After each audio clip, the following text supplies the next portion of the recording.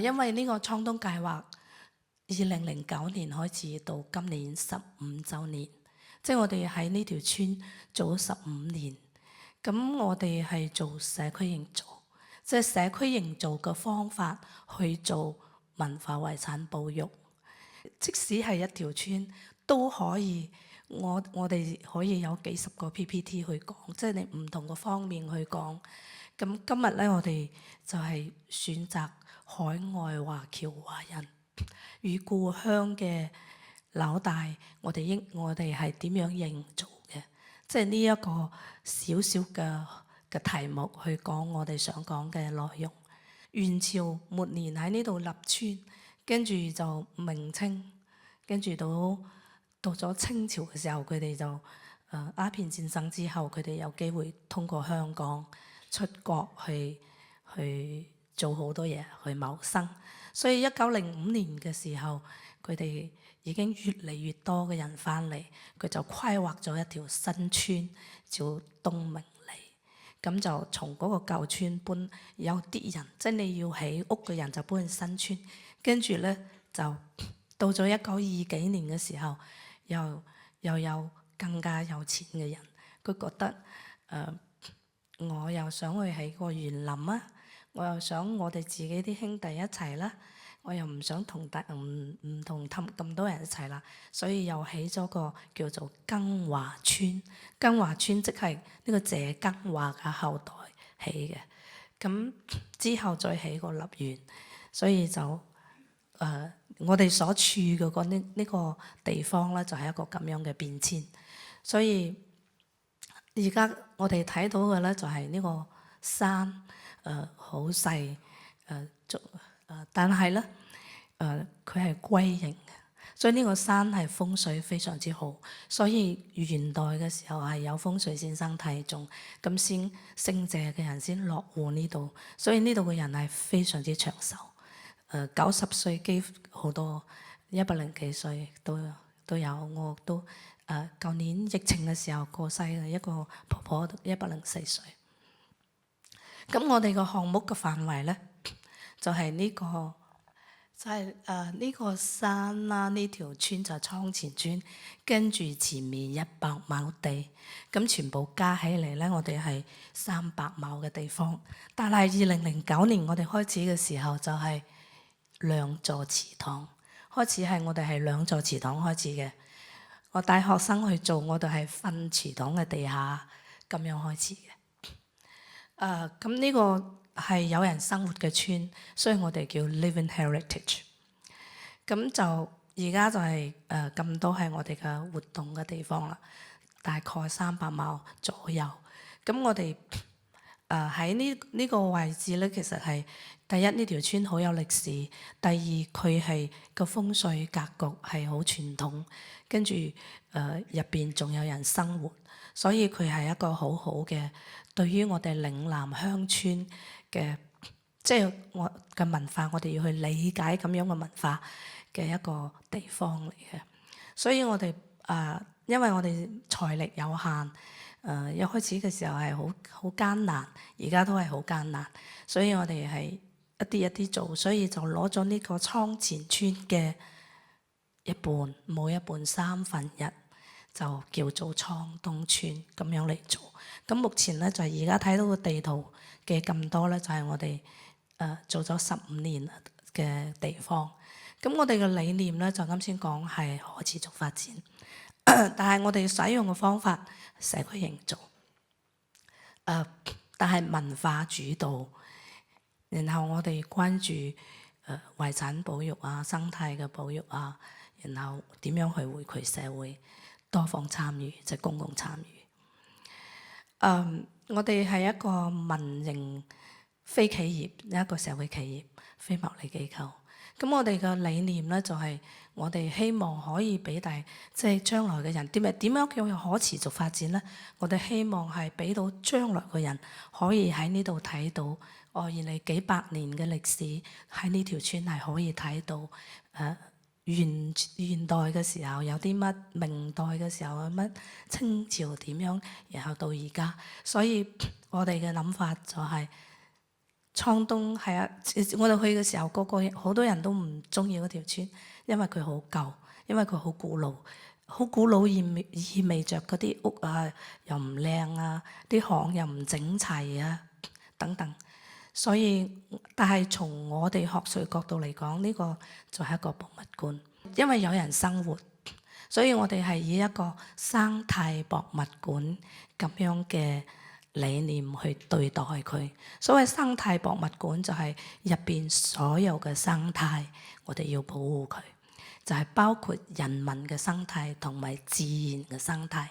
所以咧就所以所謂新博物館學咧就係類似咁，同埋我哋亦都唔適合做啲好精緻嗰啲博物館嘅，所以我哋就係所謂新博物館學咧就係社區型嘅博物館，大眾參與。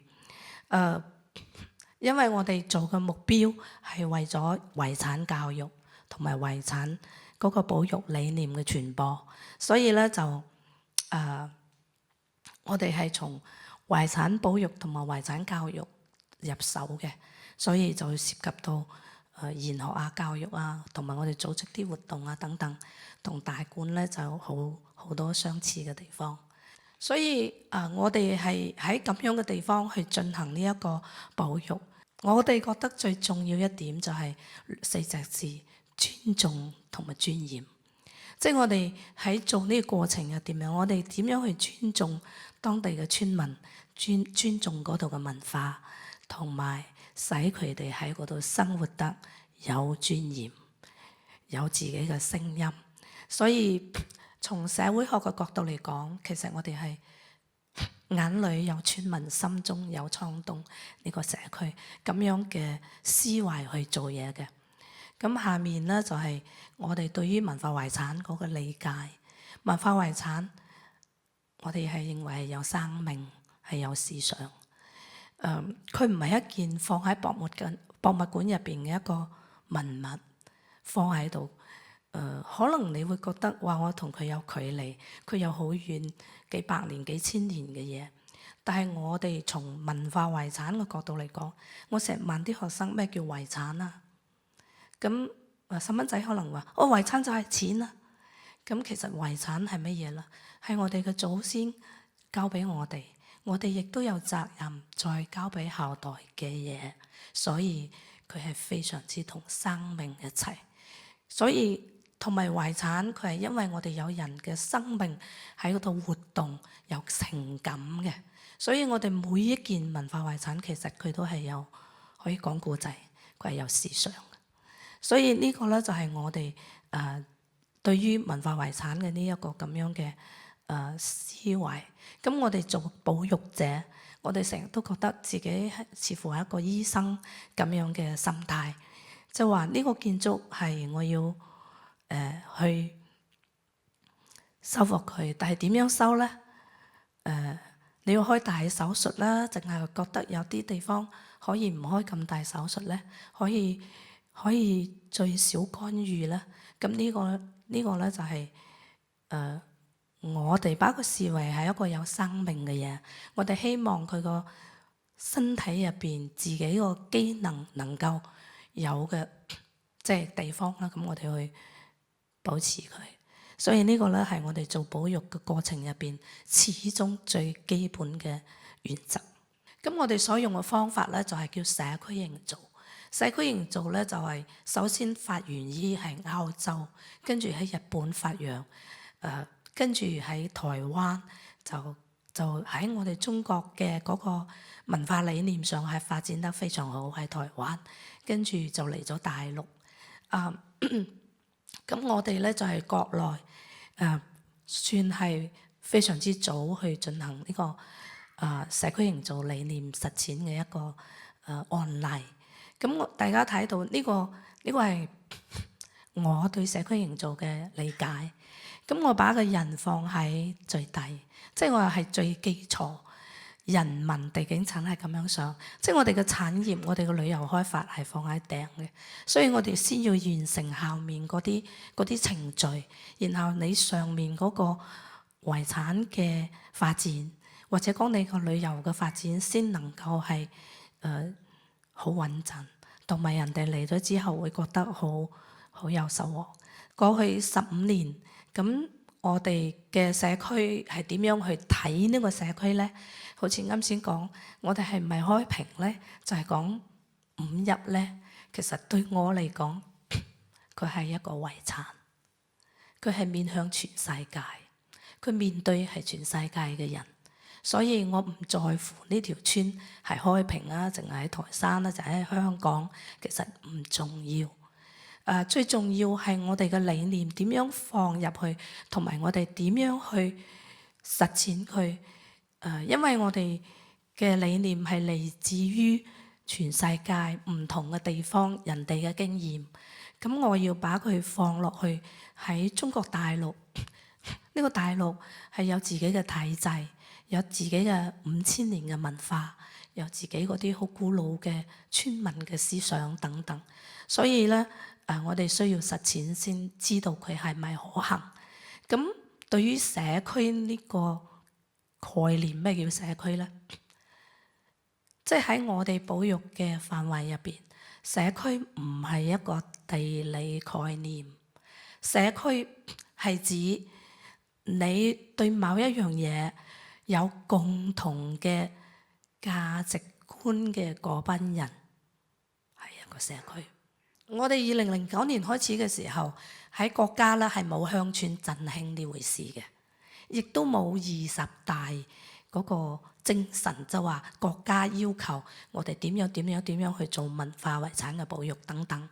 我哋做社區營造嘅方法，按照我哋啱先講嘅人民地景產，其實係非常之吻合國家嘅要求，或者講聯合國嘅要求，係非常之吻合嘅。如果我哋但係今日真係唔得閒去每一點去講，所以咧就對於鄉村振興嚟講，因為而家全中國非常之熱鄉村振興。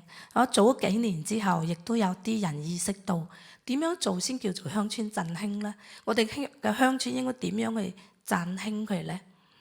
其實好多人係唔知道嘅，因為個政策好快，跟住好多人未有心裏邊冇預備，同埋我哋嘅遺產人才係缺乏嘅。所以我哋從鄉村振興嘅角度去分析創東理念過去15年所做嘅嘢，其實亦都係非常之吻合嘅。經費來源咧，其實次次都有人問，所以我寫出嚟。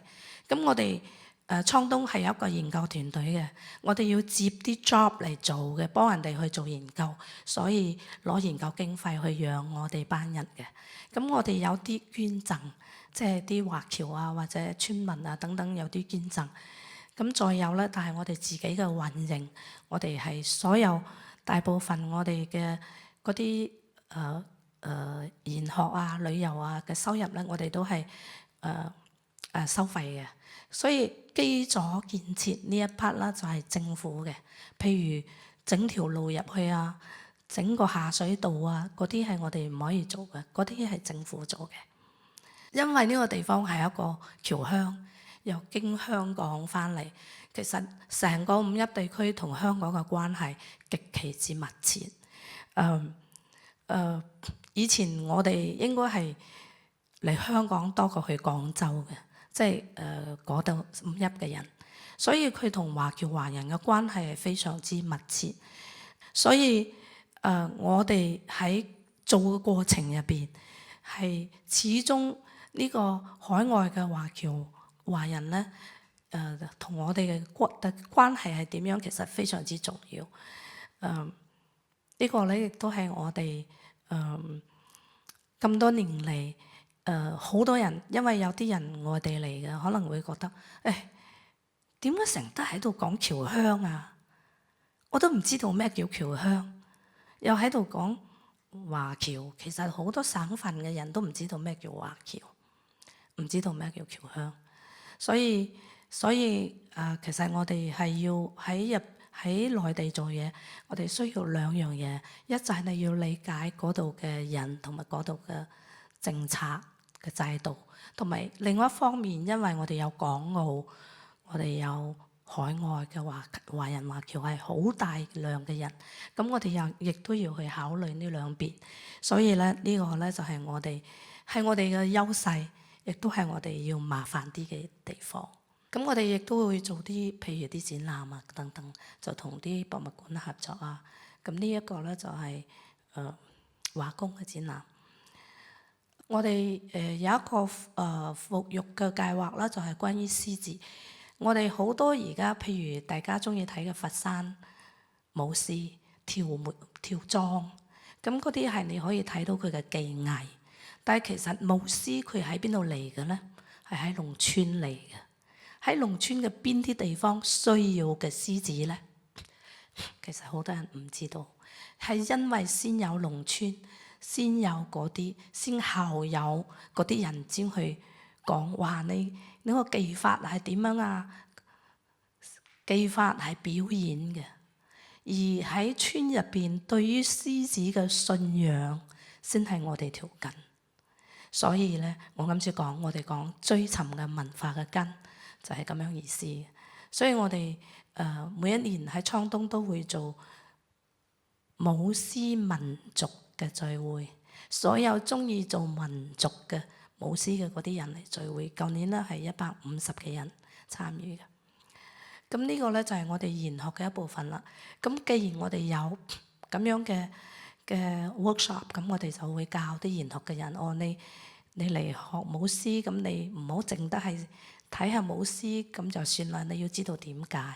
所以就大家好中意關於合作。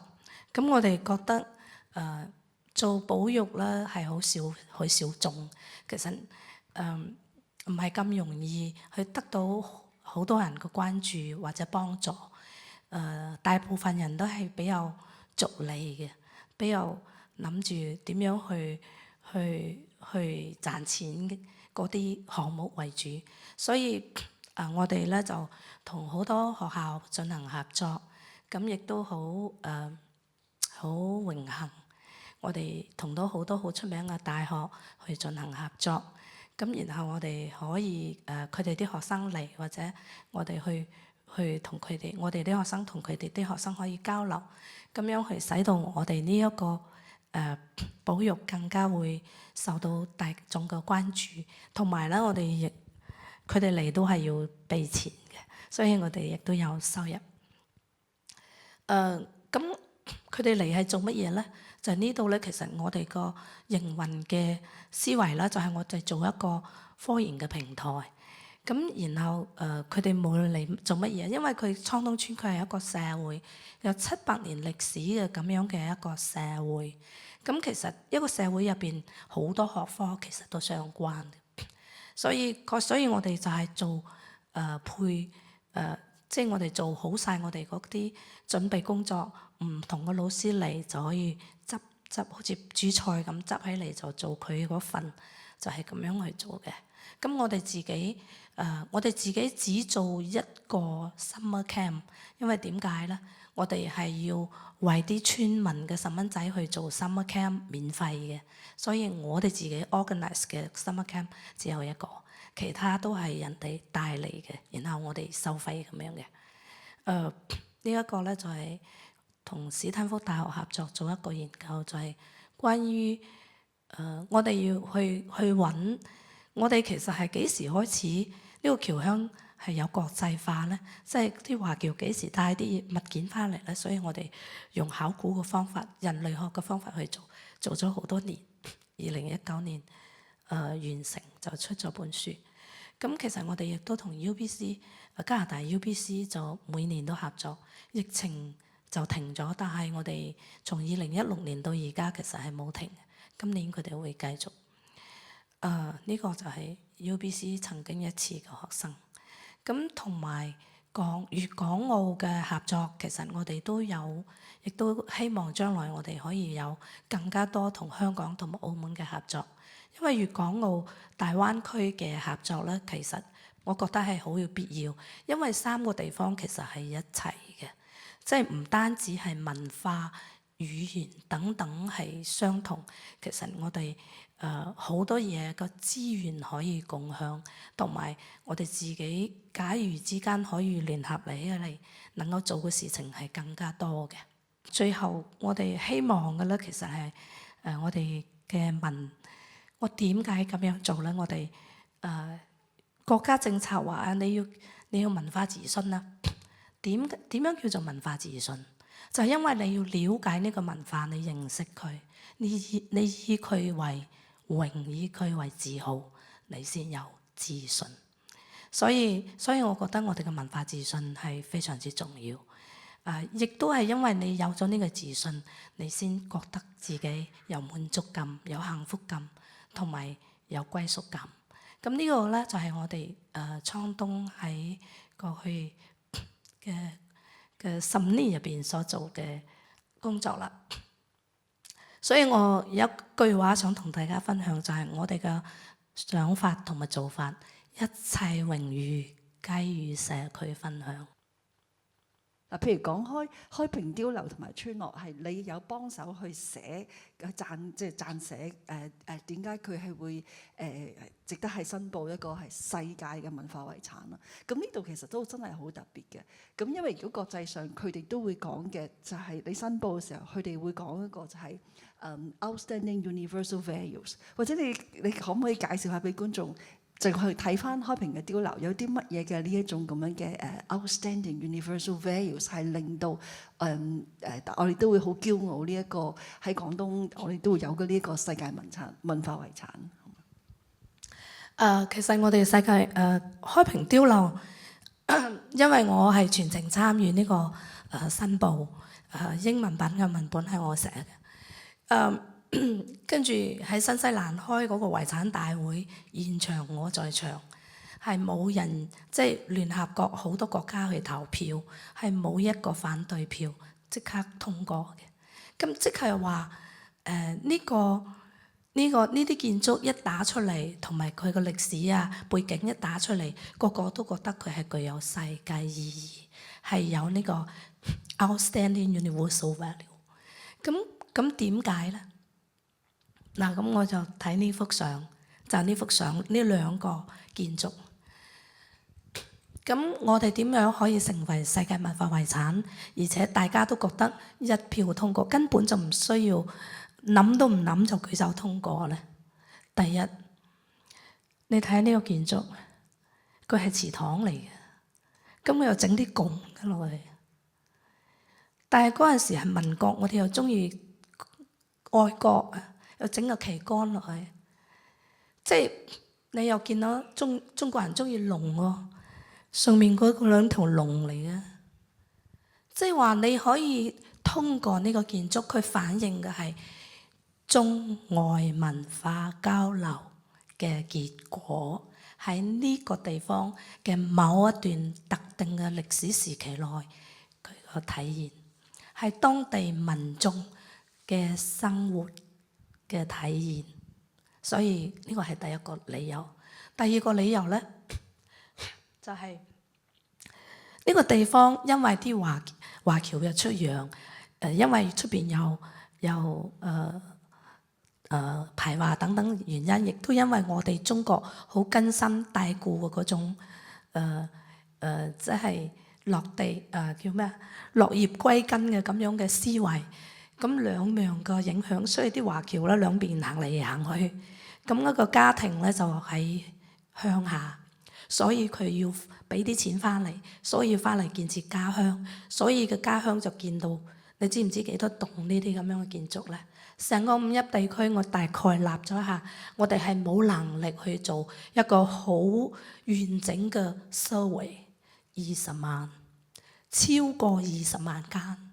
即係話咁大嘅量喺嗰清末民國嗰幾十年入邊起出嚟，咁你睇下當時嗰個建築嘅熱潮，同埋華僑喺海外同埋對故鄉嘅嗰種感情，同埋佢帶翻嚟，當然我哋睇到話佢好有錢啦，然後帶啲乜物質嘅嘢翻嚟，或者思想嘅嘢翻嚟，去改變佢嘅家鄉等等。咁其實呢一個當時嚟講係一段文明，即係呢個地方僑鄉嘅一段文明。但係正係因為有呢啲錢，所以出邊外隔離嗰啲賊就嚟啦。所以嗰啲華僑又要保護自己，所以就去起個碉樓啦。所以碉樓呢個建築同埋村落呢個咁樣嘅建築，其實係見證咗一段已經消逝嘅文明。咁呢個係第二個原因。第三個原因被列入，我哋一共係3個列入理由。第3個就係海外嘅華人社區，你而家去三藩市、唐人街，你而家去加拿大等等等等好多地方，見到好多中國人。咁我記得一個白人咧喺加拿大嚟，佢嚟完開平，佢就講：哦，我而家明白啦，點解我哋有個唐人街？點解我哋唐人街咁多唐人呢？咁多中國人呢？原嚟喺呢度嚟嘅。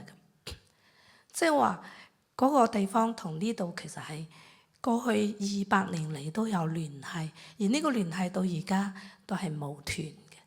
即係呢個建築佢係連接咗海外嘅華人社區以及中國嘅故鄉之間，佢係一個紐帶嘅作用。咁我講，咁呢個係佢第3個列入理由。咁我哋做文化保育保乜嘢呢？我哋做旅遊發展乜嘢呢？就係發展我啱先講嘅1、2、3點。我想問一個好簡單嘅問題：20世紀初呢，交通唔係咁發達，物資又好短缺。雖然華僑有錢啫，有心啫，但係佢哋有咩能力可以攞到啲咁靚嘅圖蹟，喺當時可以翻到嚟廣東開平啊，或者五邑地區起啲咁靚嘅樓呢？因為佢亭台樓閣真係比歐洲仲要靚。嗱，呢度唔係上海喎，上海你唔有好多人會幫手啊，外籍嗰啲建築師啊，但係去到開平，其實係咪一件好困難嘅事嚟嘅？唔該。咁你亦都要知道，我哋嘅華僑係去到全世界，所以其實我哋20世紀初嘅時候喺香港執業嘅建築師好多都係我哋嘅華僑子弟出國讀咗之後翻嚟嘅。香港當時係好多五邑人嘅，咁去到我哋開埠嘅時候，英政府嚟到香港去起佢嗰啲辦公樓嘅時候，其中之一個好重要嘅承建商就係我哋開平聖譚三才。所以我嘅意思話，即係五邑地區一直都係同香港好有聯繫。咁所以正因為有香港，所以呢個五邑先可以能夠去到好遠，去到其他地方。所以第一就係你啱先講個人才嘅問題，我哋係因為有香港呢一個踏腳石，所以出咗去，所以我哋嘅人才翻嚟。第一，第二，呢啲唔係建築師設計，呢個唔係建築師設計，係農民設計嘅啫。我哋所有嘅碉樓都係農民設計。呢啲咁樣嘅祠堂又係農民設計。你而家見到呢3棟都係自己設計。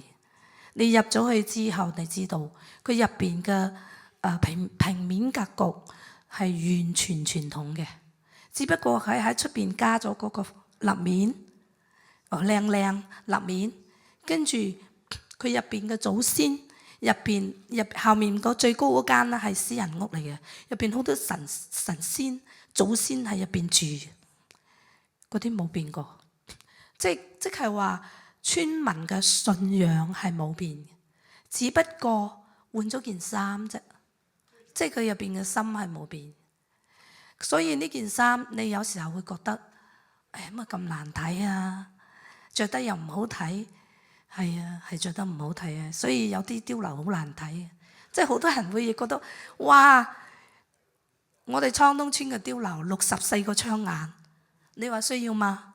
點解要64個啊？